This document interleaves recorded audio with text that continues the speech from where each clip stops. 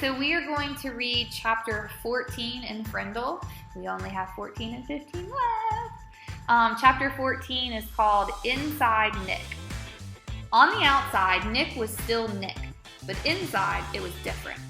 Oh sure, he still had a lot of great ideas, but now that scared him a little. For instance, Nick learned in social studies class that people who buy stuff are called consumers. If consumers stop buying, stores and shops and restaurants go out of business. Maybe you could make a connection there. So he's learning in social studies class that people who buy things are called consumers. Well, aren't we studying right now in science class what a consumer is? So we in science class are learning that a consumer is an animal that eats a producer or another animal. So that's a connection. You might want to do that on your book log today. Then, boom, new idea hit him. All the kids loved lunchtime, but the awful part about lunch was the eating part, school food. And the food was never a surprise. You had to smell it all morning and then go eat it. The food was always bad.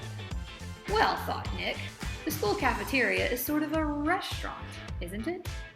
And the students are the consumers, right? And we don't really have to buy our lunches there, do we? Nick could see it all. He would get all the kids to bring their lunches from home every day until the ladies who made the lunches cooked better food. He was sure those women didn't cook food like that for their own families. The kids were their consumers with $1.35 in their pockets. And until the food was better, that's where the money would stay. Great idea. Nick was sure it would work, and he got all excited about it. But then Nick remembered what happened with Frindle. It stopped him cold. He was sure that if all the kids stopped buying lunch, sooner or later someone would figure out that it was all Nick Allen's idea. He would get in trouble. People would write about it in the newspaper. The principal would call his parents. Anything could happen. So for the first time in his life, Nick kept a good idea to himself. He never even told John or Chris. And that changed Nick. His mom was the first to notice. Are things okay at school, honey? She asked one day in early March. He had seemed kind of down, a little sad. It worried her. Sure, said Nick. Everything's fine. Everything's okay with your friends? They haven't been hanging around here very much. Mom, honest, everything's fine. It's winter. Everyone's really busy with hockey and basketball. That's all. And Nick went to his room and shut the door. Miss Granger noticed the change too. The clever little rascal who had looked her in the eye and said, "But I really didn't have a Frindle with me." That boy wasn't in her class anymore. Now, a quieter, more careful Nicholas Allen came into class every day. He did all his work perfectly, didn't speak unless she called on him, and didn't laugh at a joke and his friends like he used to. School would be over in a few months, and it seemed like there was nothing she could do to help him. Toward the end of the year, Nick remembered the letter that Miss Granger had asked him to sign on the back when the Frindle business was just getting started. The chess game was over, so he was expecting to get that letter from Miss Granger any day. But all spring it didn't come, so he thought she must have forgotten about it. Nick was afraid to bring it all up again, but he was dying of curiosity. So on the last day of school, Nick knocked on Miss Granger's classroom door. She was straightening up the textbooks on the bookcases below the windows. Without turning around, she sang out, "Come in." Nick said, "Hi, Miss Granger." Miss Granger stood up and turned to face him. "Oh, it's you, Nicholas.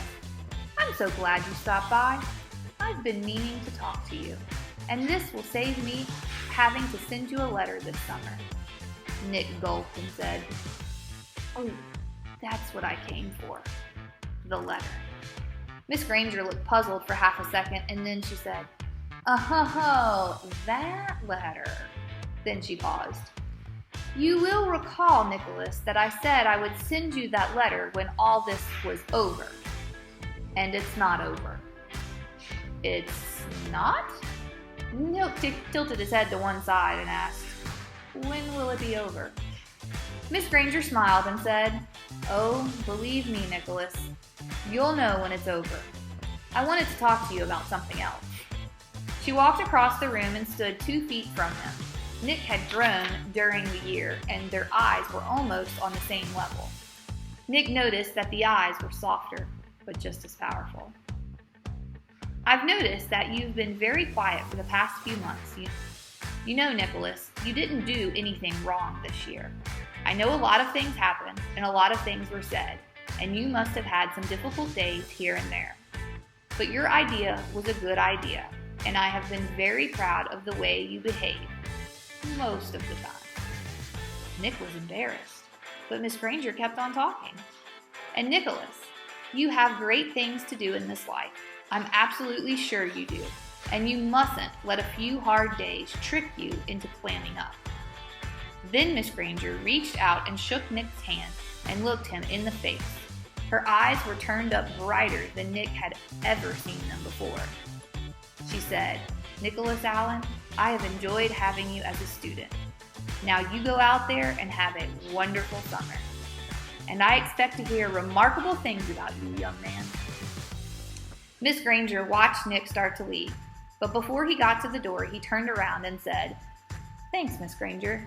You have a great summer too."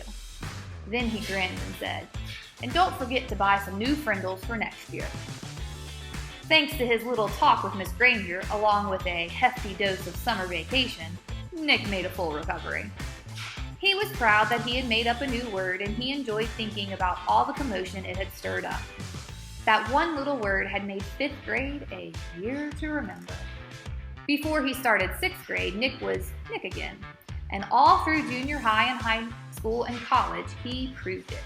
For example, 2 years later, all the school cafeterias in town were serving delicious food, at least 4 days a week, all because of Nick, the consumer. And the state superintendent of schools had made a special trip to Westfield to learn why this little town had the most successful school lunch program in the state. And in high school, well, the stories about Nick's other adventures could go on and on and on. But that would delay the end of the story, the one that started when Nick was in 5th grade. Because the end of this story came later, 10 years later. And what was happening to Nick's word during those 10 years? Nothing fancy, nothing exciting. Words don't work that way. Words either get used or they don't. And Frindle was being used more and more. It was becoming a real word. So that is the end of chapter 14. We have 1 chapter left to go, but you'll have to wait till tomorrow for it. Make sure that you fill out one of the sections on your book log. Any section you want, fill it out on chapter 14. I did help you out making a connection with the word consumer. Or maybe you want to use consumer as a word you didn't know. Even though we had talked about it in science, maybe you can use the definition that Nick was learning. Or you can use something totally different on your book log. You decide. All right, see y'all tomorrow.